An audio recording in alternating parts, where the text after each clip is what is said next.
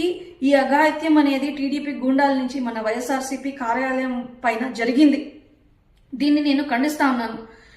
మన వైఎస్ఆర్సీపీ వాళ్ళు మిమ్మల్ని ప్రశ్నిస్తే, ఏమైనా ఒక ప్రజా ఉద్యమం చేస్తే మీరు ఓర్వలేక, మీ చేత కాక ఈరోజు మీరు గూండాయిజంని చూపిస్తున్నారా? మీరు ఎంతైనా గూండాయిజం చూపించుకోండి, మీరు ఎంతైనా అఘాయిత్యం చేయండి, మేము కోల్పోయేది లేదు, మేము బెదిరేది లేదు.